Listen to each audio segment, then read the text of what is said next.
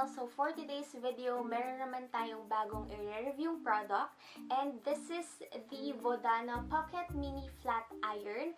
And super happy ko kasi matagal ko na tong gustong bilhin. Na-discover ko tong brand na to kay Riza Contawi tsaka kay Krisha Uy. Yun yung mga panahon na sobrang sikat nung Caris dito sa Philippines, and pinopromote nila tong brand na to. Last month, bigla ko lang siyang naalala kasi na-realize ko na wala kaming flat iron dito sa bahay.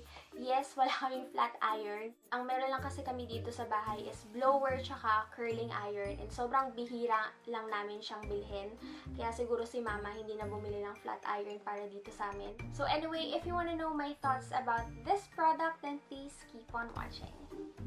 Alright guys, so before we start, gusto ko lang din i-mention na this is not a first impression review because nung dumating to sa akin yesterday, tinest ko siya agad kasi para lang ma-sure ko na talagang gumagana siya bago ko siya i-receive dun sa mismong app kasi online ko siya in-order. So pag kasi ni-receive ko na siya tapos may problem pala, baka magkaroon ako ng issue pag nag-request ako ng refund or return. Anyway guys, this is the box. So, as you can see, super duper cute niya. And itong product na to guys, available siya in 2 colors. So, yung pinili ko is pink rose, and yung isang color naman na available is mint choco. So, ilalagay ko na lang yung picture niya dito sa screen para lang din aware kayo kung ano yung itsura ng isang color. Dito sa likod guys, mayroong product details. Yung iba is meron namang English translation, so don't worry. This one, na-order ko siya sa Shopee for 1,372 pesos. Hindi pa dun kasama yung shipping. But also, available din naman to sa Lazada. Meron sila dong flagship store. But ang case kasi, nung umorder ako last month, wala pang gaanong reviews yung sa Lazada. That's why, pinili ko na lang yung sa Shopee. Pero of course, bago ko umorder, nag-inquire muna ako dun sa seller kung legit ba yung tinitinda nila. And super happy ako sa service nung sa Shopee seller because in-explain nila na lahat nung tinitinda nilang Vodana products is talagang kinukuha nila directly from Vodana. And also, nag-inquire din kasi ako na meron akong mga nakikitang ganito na iba yung box. Parang may mga, I don't know, biscuits ata yun or something.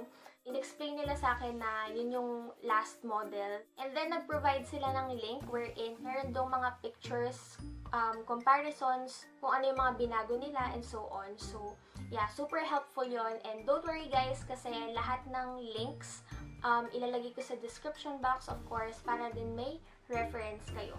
Another information guys, yung sa Lazada na flagship store ni Vodana, from Hong Kong yung origin ng products nila. While yung binilahan ko sa Shopee is directly from South Korea siya.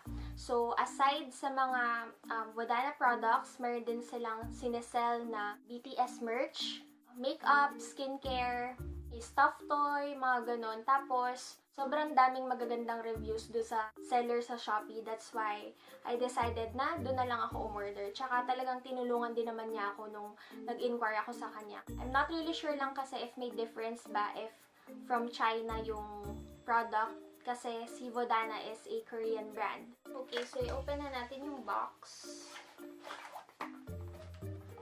So, inside, meron siyang kasamang manual. Of course, since this is a hair tool, I do suggest na basahin niyo yung manual bago niyo siya gamitin kasi mamaya baka may gawin kayo na hindi naman dapat gawin at baka masira pa siya. Meron siya ditong how to use, maintenance, so meron naman ditong English translation or version, so madali lang siyang intindihin. Then, meron din siyang kasamang pouch.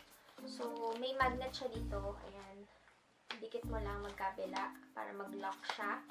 So, pag in-open mo, ganito yung itsura niya. So, meron siyang garter dito para secured talaga siya. Then, ayan. Ito naman natatanggal yung sa cord. This is the flat iron. As you can see, sobrang cute ng color. It's colored pink. Ayan. Isa sa bagong feature nito is nilipat nila yung on and off switch dito sa labas. Dati kasi nandito yun sa loob. So, medyo delikado yun. So, maganda na nilagay na nila sa labas. And ang maganda dito is, pag in-off mo siya, is pwede mo siyang i-lock. So, hindi siya yung nakaiwang nakabukas. Isa pa sa bagong feature is itong 360 degrees na cord. So, umiikot siyang ganyan. Yan. So, up close guys, ganito yung itsura niya. Ganito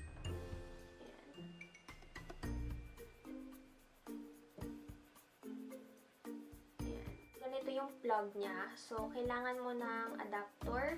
Now, let's check kung ano yung claims ng product na to. So, inopen ko na lang yung sa Shopee. So, it says here na it's mini style. So, small size and lightweight makes it easy to carry and use.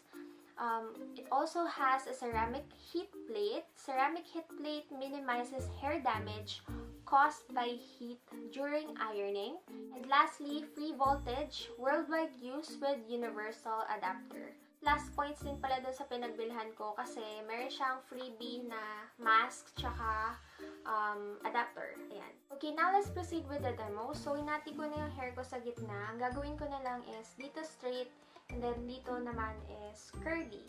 So, itong nakikita nyong ganyan kasi nga, tinry ko siya yesterday. So, ayan, medyo wavy pa yung hair ko. Wala akong nakalagay na kahit na ano sa hair, guys. Itong buhok ko, hindi ko pa siya nahuhugasan from yesterday kasi hindi naman ako everyday nag-shampoo. So, okay. I-on ko na siya. Ayan. Umilaw na ng red. Unahin natin tong side na to. Medyo kinakabahan ako kasi wala akong malaking salamin. So, pag nakita niyo akong nakatingin sa baba, meron kasi akong maliit na mirror dito. So, dun ako tumitingin. Kasi mamaya mapasok ako.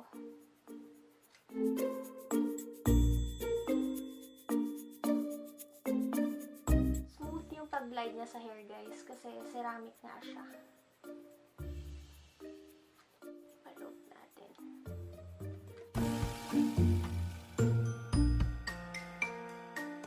O, diba? Ito yung before and ito yung after. So, mas gaganda pa yun, guys, if meron kayong mga hair products. Pero, right now, kasi wala ako. Hindi ko na inayos yung bandang dito kasi tutulog na ako after. So, try naman natin i-curl tong side na to. Guys, wag niyo ko i-judge kung paano ako mag-curl ng hair kasi first time ko nga magkaroon ng flat iron. So, medyo hindi ako sanay. Magpa-practice pa ako.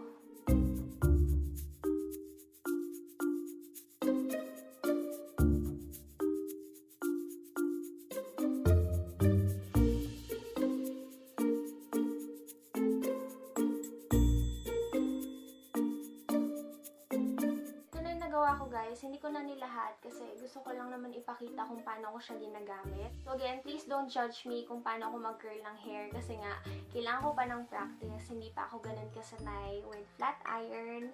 So, ayan. Tapos gusto ko ginugulo ko siya. So again, ito yung curly na side and ito naman yung straight. So now, for my final thoughts, guys. So, unahin ko muna yung mga nagustuhan ko sa product na to. So, first of all, of course, I really like the design.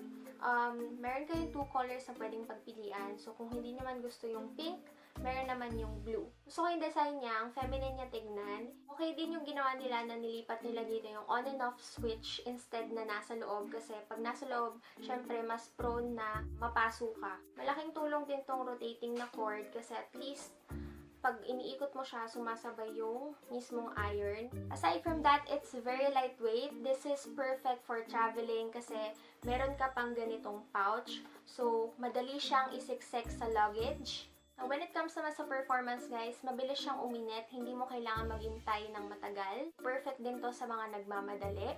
It's very easy to use and since ceramic yung plates niya, guys, sobrang smooth pag ginaglide mo siya sa hair. Hindi siya nagbumukhang dry. Shiny pa rin yung hair nyo after nyo siyang gamitin.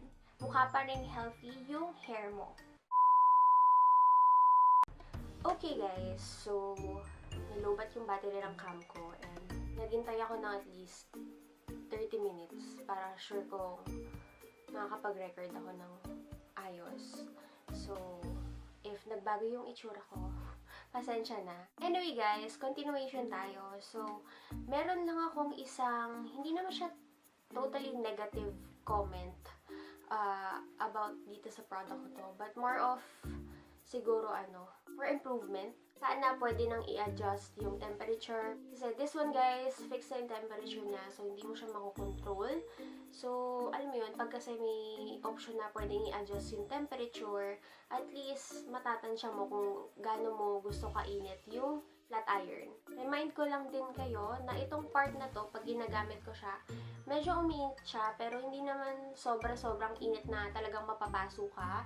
But of course, since flat iron to, alam mo yun, doble ingat lang din. Kung meron kayo ng heat resistant sa gloves, mas better yon kasi at least para protected yung kamay mo and hindi ka mag-worry na baka mapaso ka habang ginagamit to.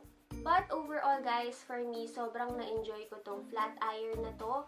It's worth it. Meron kasing ibang mga mini flat iron na kumbaga hindi ka naman sure if talagang mag-work siya or hindi. Talagang masasabi ko na maganda yung quality and performance ng Vodana products because of this one. So if you're looking for a mini flat iron, I highly recommend this one. Super worth it niya talaga guys, promise. And talagang marami kayong magagawang hairstyles with this one. And that completes this video guys. Thank you so much for watching and I'll see you on my next one. Bye guys!